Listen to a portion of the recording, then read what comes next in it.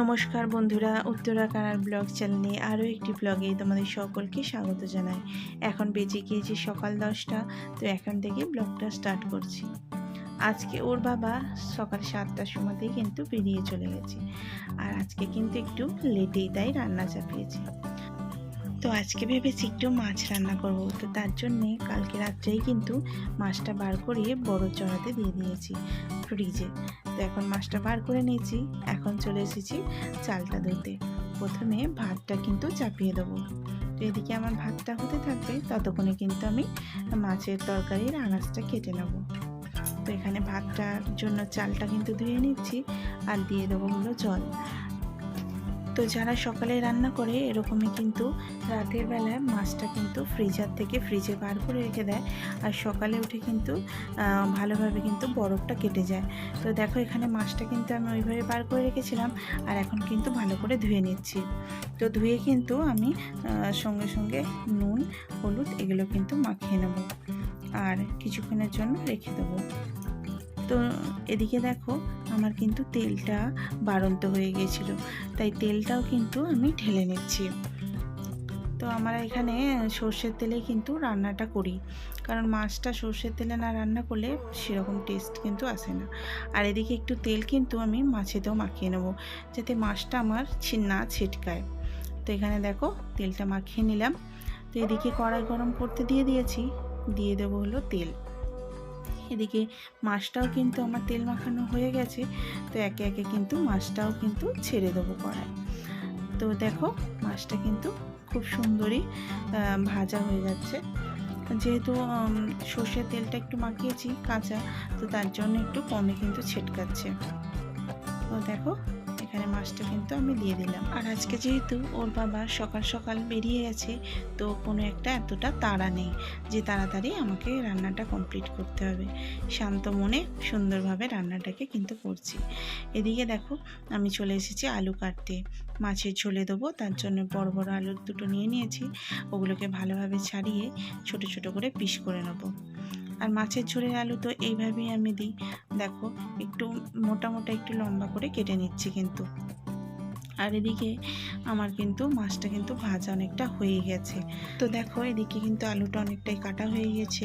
তো আমি আলুগুলোকে কিন্তু একদম জলে ফেলে দেবো, আর যাতে আলুটা কালো না হয়ে যায়। তো এদিকে দেখো মাছটা কিন্তু অনেকটা ভাজা হয়ে গেছে। তো মাছটাই কিন্তু আমি উল্টে দেবো। আর এখানে যেহেতু সর্ষের তেলে ভাজছি, মাছটা কিন্তু খুবই সুন্দর কালার এসেছে তাই। তো দেখো মাছটাই কিন্তু উল্টে দিলাম। তো এবারও কিন্তু আমি চলে যাব আলুগুলোকে জলে দিতে। তো বাকি দুটো আলু ছিল সেগুলোকে কিন্তু পিস পিস করে সুন্দর করে কেটে নেব। আর এদিকে দেখো ভাতটাও কিন্তু অনেকটা হয়ে গিয়েছে। তো মাছটা কিন্তু ভাজা হয়ে গিয়েছে, তার জন্য কিন্তু তুলে নিচ্ছি।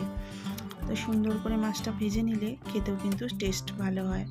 আর এদিকে দেখো আরও একবার কিন্তু মাছ আমি দিয়ে দেবো। আর যেহেতু মুড়োটা দিচ্ছি, তো তার জন্য কিন্তু মাছটা দেওয়ার পরে আমি ভালো করে চাপা দিয়ে দেবো, যাতে মাছটা আমার না ছিটকায়।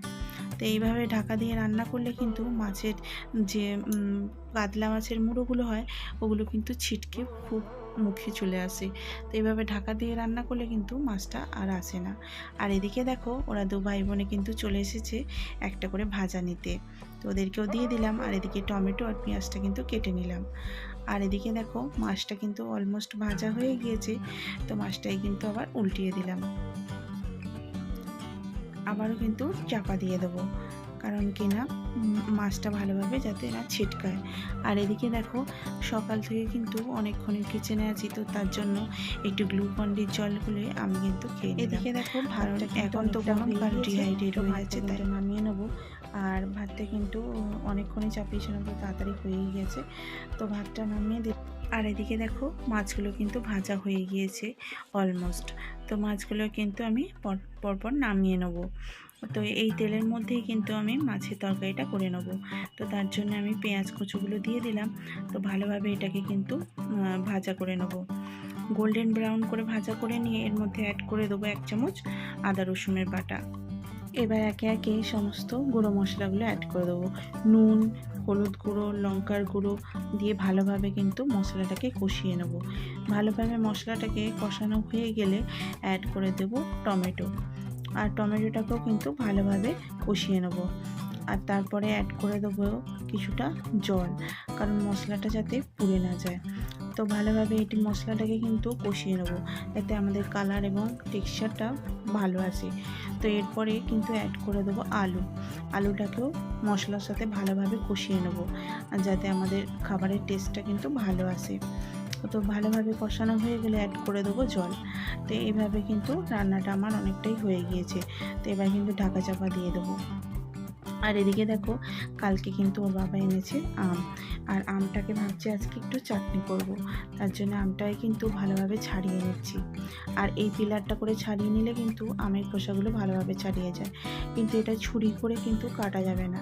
তো তার জন্য বটি করে কেটে নিলাম। আর দেখো সরু সরু করে কি সুন্দর পিস করে নিয়েছি। এবারে কড়াইয়ে তেল দিয়ে একে একে 5 ফোড়ন, তেজপাতা অ্যাড করে দেবো।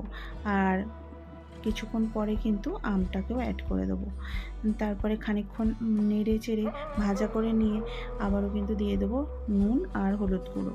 তারপরে আবারও কিন্তু ভালোভাবে আমটাকে ভেজে নেব। ভালোভাবে ভেজে নিলে আমটা কিন্তু চাটনিটায় কিন্তু টেস্টটা ভালো আসে। দেখো ভালোভাবে ভেজে নিয়ে এবার কিন্তু দিয়ে দিলাম জল। আর এদিকে দেখো মাছের আলু কিন্তু সিদ্ধ হয়ে গিয়েছে। তো এবার কিন্তু মাছটাকে অ্যাড করে দেবো। এদিকে আমার মাছের তরকারিটা অলমোস্ট হয়ে গিয়েছে। তো মাছটা অ্যাড করে দেওয়ার কিছুক্ষণ পরেই কিন্তু আমি ধনে পাতাটা অ্যাড করে দেবো। তো এইভাবেই কিন্তু মাছের তরকারিটা আমার হয়ে গিয়েছে। তো দেখো মাছের তরকারির কালারটা কিন্তু খুবই সুন্দর এসে গিয়েছে, তাই না? তো চলো, মাছের তরকারি যখন হয়ে গিয়েছে ওটাকে কিন্তু নামিয়ে নেব। আর এদিকে কিন্তু আমার চাটনিটা হয়ে গিয়েছে। ভালোভাবে ফুটে আমটা কিন্তু সিদ্ধ হয়ে গিয়েছে। তো তার জন্য ওতে কিন্তু আমি অ্যাড করে দেবো চিনি। আর চিনিটা অ্যাড করে দেওয়ার কিছুক্ষণ পরে কিন্তু নামিয়ে নেব। আর এদিকে দেখো ওদের দুজনকে কিন্তু দিয়ে দিচ্ছি ভাত, কারণ অনেকটাই বেলা হয়ে গিয়েছে, আর যেহেতু ছোট, তো ওদেরও কিন্তু খিদেটা পেয়ে গিয়েছে। তো এদেরকে কিন্তু ভাতটা দিয়ে আসবো, আর তারপরে কিন্তু আমি চাটনিটা নামিয়ে নেব। তো ভিডিওটা ভালো লাগলে বন্ধুরা লাইক করো, শেয়ার করো, আর আমার চ্যানেলটাকে সাবস্ক্রাইব করো।